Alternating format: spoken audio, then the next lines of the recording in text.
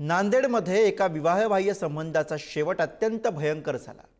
लग्न करून सासरी गेलेल्या मुलीने तिच्या बॉयफ्रेंडला गावात बोलावलं। सासरच्यांनी त्या दोघांना आक्षेपार्ह स्थितीत पकडून मुलीच्या वडिलांच्या ताब्यात दिलं।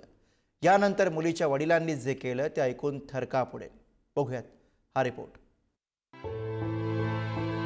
17 वर्षांचा लखन आणि 19 वर्षांची संजीवनी एकमेकांवर प्रेम करणारे हे दोघेही आता या जगात नाहीत।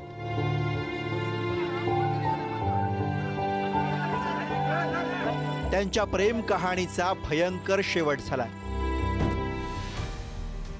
नांदेडच्या उमरी तालुक्यातील बोरजुनी गावातील 19 वर्षांची संजीवनी सुरने आणि 17 वर्षांचा लखन भंडारे यांच्यात प्रेम होतं।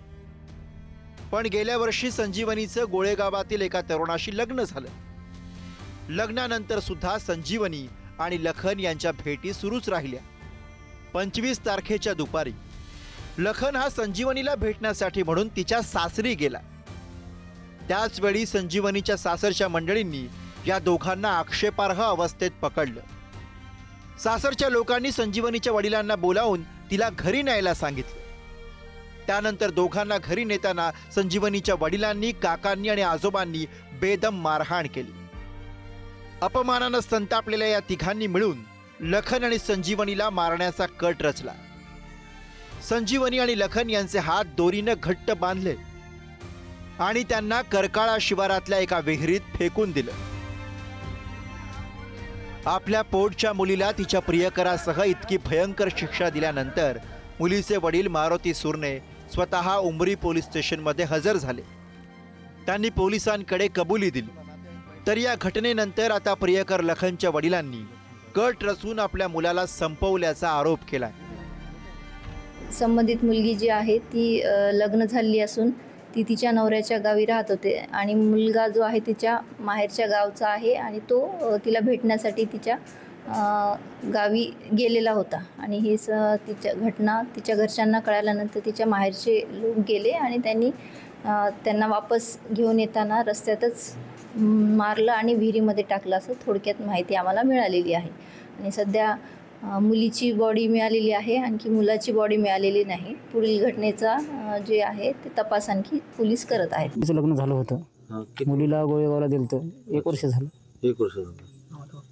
आता ह्याच्यानंतर काय मुलगी फोन करत होती, काय होती आम्हाला माहीत नाही सर। ही आजच कळलं की मुलाला बोलून घेतली म्हणायचं। एकतर माझ्या मुलाचं वय 18 झालेली नाही, 16-17 वर्षाचा मुलगा आहे माझा। न्याय भेटाव। कोण मारलं काय माहिती झालं? वडिलांना, पोरीच्या वडिलांना आणि तिघा बाप लोकांना मारले।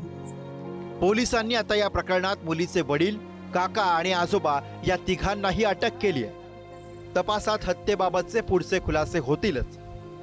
पण खरा प्रश्न असा आहे की यात चुकलं नेमकं कोण? लग्नानंतरही प्रेयसीला भेटायला जाणारा लखन, त्याला भेटण्याचा मोह टाळू न शकलेली संजीवनी, की आपल्या मुलीच्या चुकीला आपल्याच हातून शिक्षा व्हायला हवी या सुडाग्नीनं तिचा आणि तिच्या प्रियकराचा जीव घेणारे तिचे वडील। विवाहबाह्य संबंधांचा अविचार माणसाला कसा जीव घेण्या वळणावर आणून ठेवतो याचंच हे आणखी एक उदाहरण। नांदेडहून राजीव गिरीसह ब्युरो रिपोर्ट, पुढारी न्यूज।